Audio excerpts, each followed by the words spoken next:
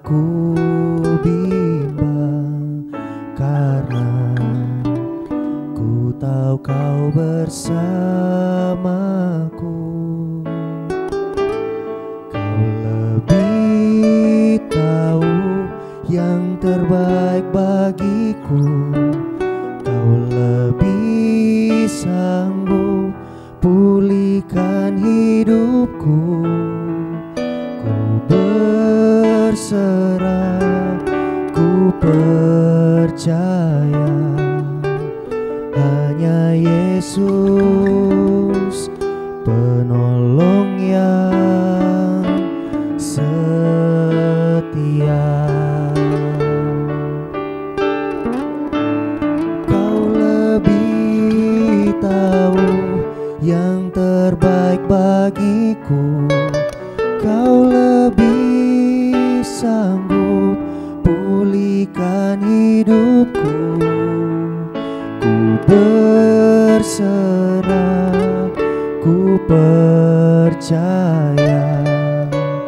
hanya Yesus penolong yang setia.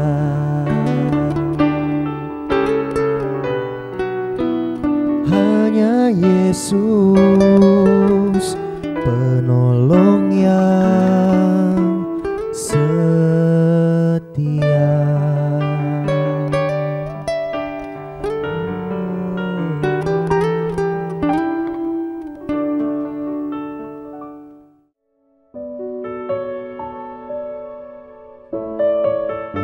Bapak dan Ibu, saudara-saudara yang terkasih dalam Tuhan Yesus, hari-hari ini kita melihat banyak orang mengalami hal-hal yang sulit.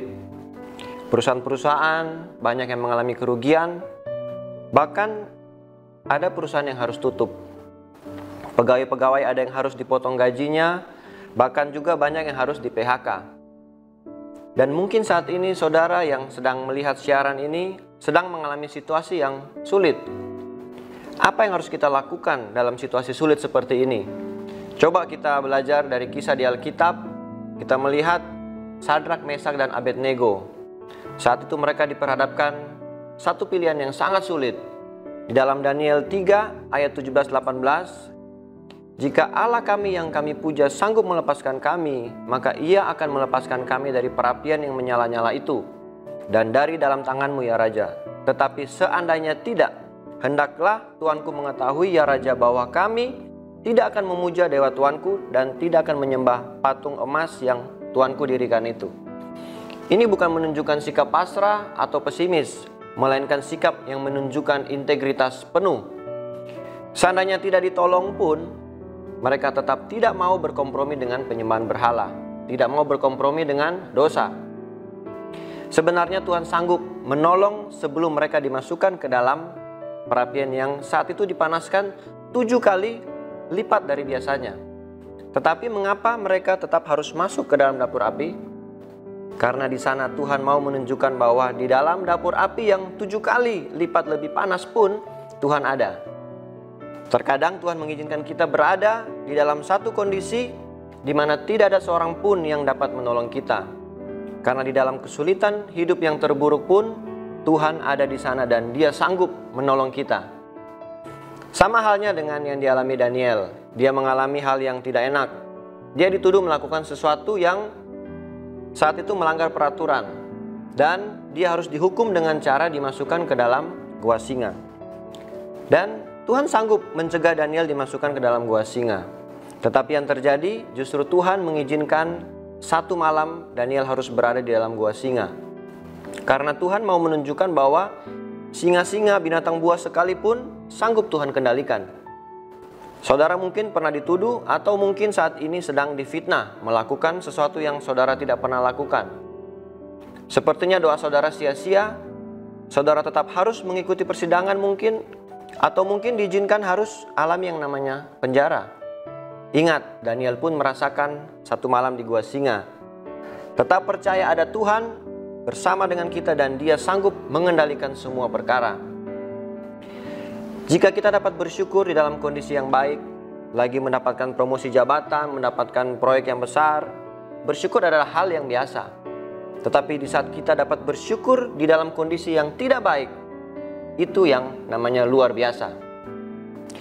Ayub 2 ayat 10 berkata, apakah kita mau menerima yang baik dari Allah, tetapi tidak mau menerima yang buruk? Mungkin saat ini kita sedang bergumul dengan sakit penyakit. Tentu saja kita berdoa kepada Tuhan meminta kesembuhan. Jika kita sembuh, puji Tuhan. Tetapi jika kita tidak sembuh, apakah Tuhan tidak mendengar doa kita?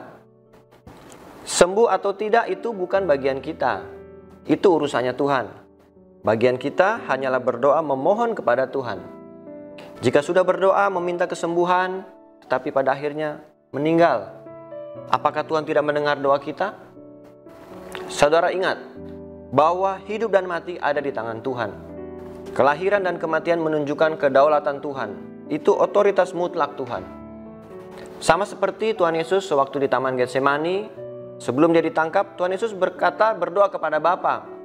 Dia berkata, ya Bapa, jikalau sekiranya mungkin cawan ini lalu daripadaku, tetapi janganlah seperti yang kukehendaki, melainkan seperti yang Engkau kehendaki. Dan ternyata Tuhan tetap ditangkap, bahkan disalib, dan menggenapi semua nubuatan yang sudah ada di Alkitab. Apakah itu berarti Bapa tidak mendengar doa dari Tuhan Yesus? Ada 3 tingkatan sederhana mengenai iman percaya orang Kristen. Tingkatan yang pertama, di saat kita mau, itu juga yang Tuhan mau. Kita berdoa minta sesuatu dan Tuhan kabulkan. Tingkatan yang kedua, di saat kita mau, tapi Tuhan berkehendak lain. Dan tingkatan yang ketiga adalah di saat kita tidak mau bertentangan dengan daging kita, tapi itulah yang Tuhan mau. Saudara berada di tingkatan yang mana? Dalam situasi apapun, baik atau buruk, tetap percaya dan bersyukur. Sama seperti doa Nabi Habakuk, sekalipun pohon ara tidak berbunga, pohon anggur tidak berbuah, mungkin keadaan yang kita alami mengecewakan, namun kita akan tetap bersorak-sorak di dalam Tuhan. Haleluya. Saya berdoa semoga kita semua terus ada dalam perlindungan Tuhan, tetap berdoa dan berharap kepada Tuhan. Jangan pernah menyerah meskipun keadaan sulit. Tetap percaya karena Tuhan selalu ada untuk mendengar doa-doa kita dan menjawab semua seruan doa kita. Amin. Mari kita satu di dalam doa.